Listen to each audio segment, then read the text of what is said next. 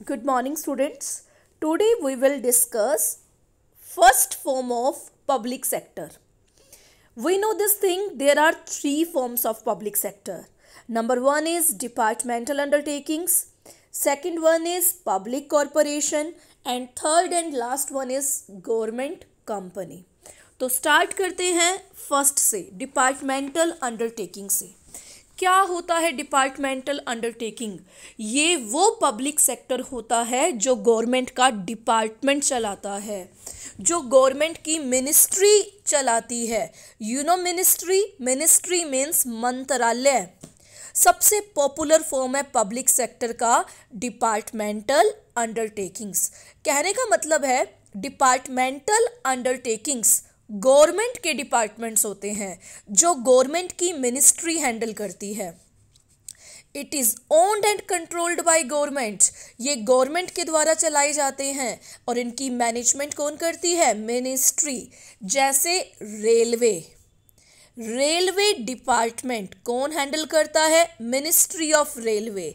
आपने सुना होगा रेल मंत्रालय हैंडल करता है। पोस्ट एंड टेलीग्राफ संचार मंत्री यानी कम्युनिकेशन मिनिस्टर हैंडल करता है। ट्रांसपोर्ट मिनिस्ट्री परिवहन मंत्रालय हैंडल करता है। तो ये डिपार्टमेंटल अंडरटेकिंग्स हैं जो गवर्नमेंट के डिपार्टमेंट्स होते हैं और जो गवर्नमेंट की मिनिस्ट्रीज हैंडल करती हैं। बहुत पॉपुलर और इजी फॉर्म है पब्लिक सेक्टर का। डिस्कस करते हैं फीचर्स। सबसे पहली फीचर है फॉर्मेशन। कौन बनाता है? गवर्नमेंट। कैसे? मिनिस्ट्री से, क्योंकि गवर्नमेंट का डिपार्टमेंट है तो गवर्नमेंट हर डिपार्टमेंट के लिए अलग मिनिस्ट्री अपॉइंट करती है। तो it is formed by government with a special ministry. Second है ओनरशिप। ऑब्वियस है गवर्नमेंट का डिपार्टमेंट है तो ओनर भी कौन होगी? गवर्नमेंट। कहता है फुल ओनरशिप गवर्नमेंट की होती है। थर्ड मैनेज भी कौन करेगी? मिनिस्ट्री, मंत्रालय। जैसे railway is managed by railway ministry. Communication and post is managed by communication ministry. तो अभी तक हमने तीन फीचर्स डिस्कस की, formation, ownership and management. Fourth feature is financing. पैसा कौन लगाता है? बजट्स। गवर्नमेंट हर साल बजट पास करती है in the month of Feb. तो उस बजट में मेंशन होता है किस डिपार्टमेंटल अंडरटेकिंग या किस गवर्नमेंट डिपार्टमेंट में कितना पैसा लगेगा। और अगर बजट से भी कंप्लीट नहीं हो पाता पैसा तो गवर्नमेंट की ट्रेजरी से इनके खर्चे पूरे किए जाते हैं। यानी डिपार्टमेंटल अंडरटेकिंग के जितने भी खर्चे होते हैं वो गवर्नमेंट की ट्रेजरी से, गवर्नमेंट की इनकम से, गवर्नमेंट के खजाने से भी पूरे किए जाते हैं। तो चार फीचर्स डिस्कस कर चुके हैं, formation, ownership, management and financing. Fifth feature है अपॉइंटमेंट। कहते हैं इसकी अपॉइंटमेंट कौन करता है? इसकी अपॉइंटमेंट करती हैं यूपीएससी और एसएसबी। यूपीएससी आपने सुना होगा, यूपीएससी का एग्जाम क्लियर करना है, एसएसबी का एग्जाम क्लियर करना है। गवर्नमेंट जॉब्स होती हैं ये। UPSC full form is union public service commission. You से यूनियन, पी से पब्लिक, एस से सर्विस, सी से कमीशन।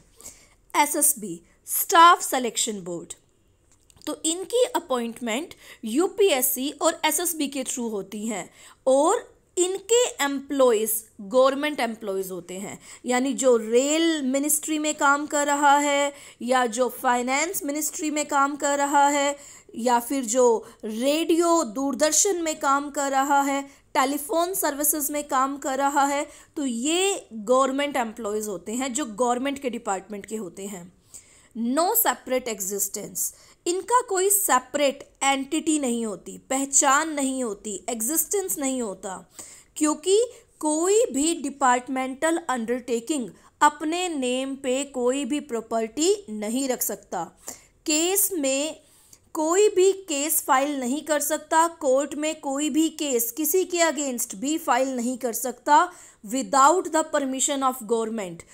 गवर्नमेंट की परमिशन के बिना, यानी डिपार्टमेंटल अंडरटेकिंग का सेपरेट एग्जिस्टेंस नहीं है। इसका मतलब डिपार्टमेंटल अंडरटेकिंग वही काम करेगा जो गवर्नमेंट कहेगी। डिपार्टमेंटल अंडरटेकिंग अपने नेम पे कोई भी प्रॉपर्टी नहीं रख सकता, अपने नेम से किसी के अगेंस्ट केस फाइल नहीं कर सकता, और कोई इसके अगेंस्ट भी केस फाइल नहीं कर सकता without the approval of, without the permission of government. Next feature है एडमिनिस्ट्रेटिव ऑटोनॉमी। एडमिनिस्ट्रेटिव का मीनिंग मैनेजमेंट, ऑटोनॉमी का मीनिंग फ्रीडम। कहते हैं कि यहाँ पे फ्रीडम नहीं होती। क्यों नहीं होती? क्योंकि गवर्नमेंट रेगुलर इंटरफेयर करती है। गवर्नमेंट का डिपार्टमेंट है तो गवर्नमेंट का रेगुलर इंटरफेरेंस रहता है ऑपरेशन में, इसलिए यहाँ पे एडमिनिस्ट्रेटिव यानी मैनेजमेंट में फ्रीडम, ऑटोनॉमी का मीनिंग फ्रीडम नहीं होती। तो हमने डिस्कस की 7 फीचर्स।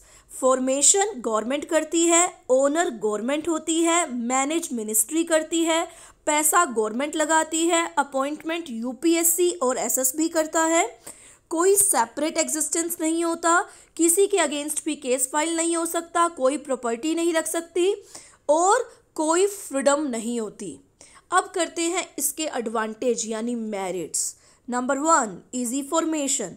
कहते हैं बनाना बहुत आसान है।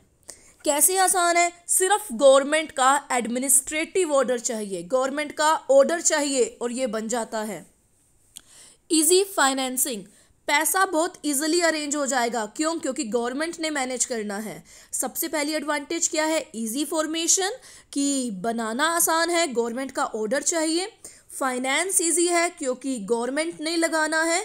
इफेक्टिव कंट्रोल, कहते हैं कंट्रोल भी किसने करना है? गवर्नमेंट की मिनिस्ट्री ने। और गवर्नमेंट की मिनिस्ट्री में एजुकेटेड और ट्रेंड ऑफिसर्स होते हैं। एजुकेटेड एंड ट्रेंड ऑफिसर्स के कारण यहाँ पे कंट्रोल क्या होता है? इफेक्टिव होता है। 4th increase in government income. Government की इनकम बढ़ती है क्योंकि मैंने आपको एक पॉइंट बताया, डिपार्टमेंटल अंडरटेकिंग और गवर्नमेंट का सेपरेट एग्जिस्टेंस नहीं है। जो इनकम डिपार्टमेंटल अंडरटेकिंग की होगी, जो इनकम रेलवे डिपार्टमेंट की होगी, वही इनकम किसकी होगी? गवर्नमेंट की होगी। तो गवर्नमेंट की इनकम बढ़ती है क्योंकि डिपार्टमेंटल अंडरटेकिंग्स की जो इनकम होती है वो गवर्नमेंट की इनकम ही होती है। प्रॉपर यूटिलाइजेशन ऑफ फंड्स, कहते हैं कि पैसे का प्रॉपर यूटिलाइजेशन होता है। क्यों?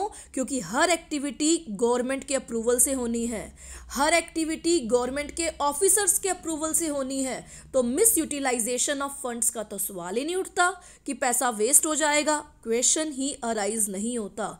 सो these are the 5 merits. Number 1 easy formation, बनाना आसान है, पैसा लगाना आसान है क्योंकि गवर्नमेंट ने लगाना है, कंट्रोल इफेक्टिव है क्योंकि मैनेज कौन कर रहा है? Ministry, educated, trend officers.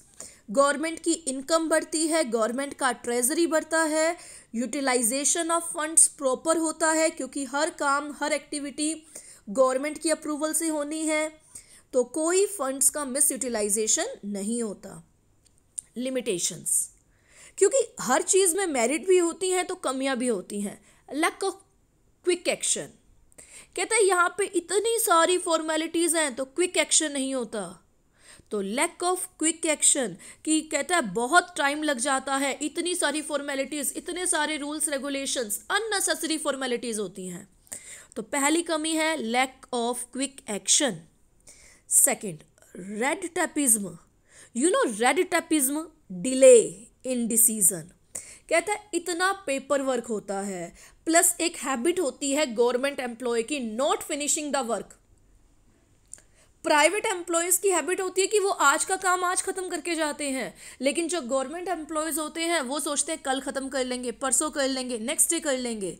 तो कहता है पेपर वर्क इतना होता है, साथ में एक गवर्नमेंट एम्प्लॉयज़ की हैबिट होती है काम ख़त्म ना करने की, जिससे रेड टेपिज्म होता है। रेड टेपिज्म का मतलब फाइल पे फाइल इकट्ठी होती जाती है और लास्ट में फाइल को टेप लगा के रख दिया जाता है। हीप ऑफ फाइल्स हो जाती हैं, फाइल्स का झुंड हो जाता है, लास्ट में टेप लगा के रख दिया जाता है।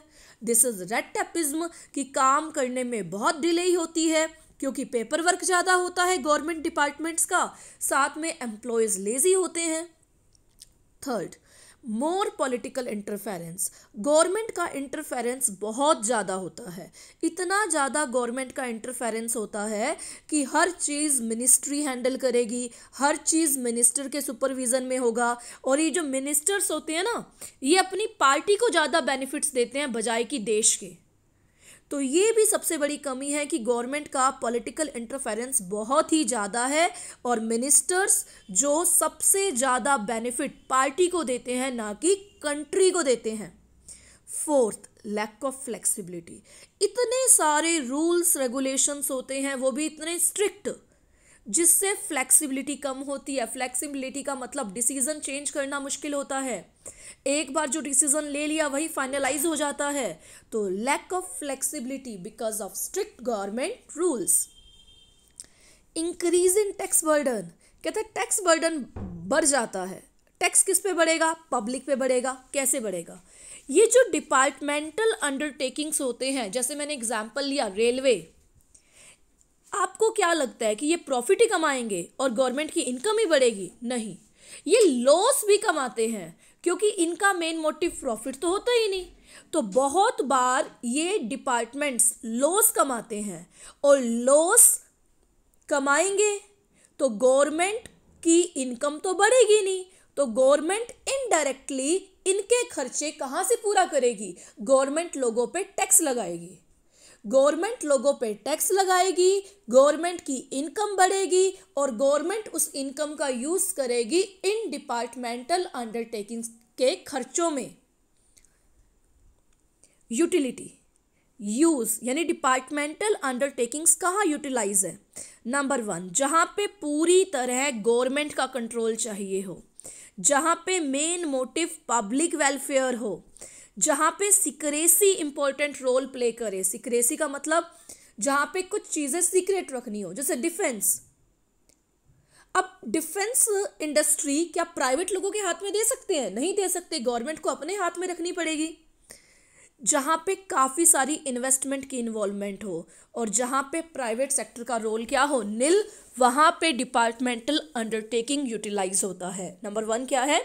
जहाँ पे कंप्लीट गवर्नमेंट का कंट्रोल हो, जहाँ पे प्राइवेट सेक्टर का कंट्रीब्यूशन निल हो, जहाँ पे ज़्यादा इन्वेस्टमेंट की रिक्वायरमेंट हो, और जहाँ पे सिक्रेसी सबसे इम्पॉर्टेंट रोल प्ले करता हो, जैसे डिफेंस इंडस्ट्री।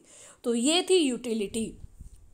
तो आज हमने डिस्कस किया डिपार्टमेंटल अंडरटेकिंग्स, यानी गवर्नमेंट का डिपार्टमेंट, यानी वो डिपार्टमेंट जो मिनिस्ट्री हैंडल करती है। So this is departmental undertaking.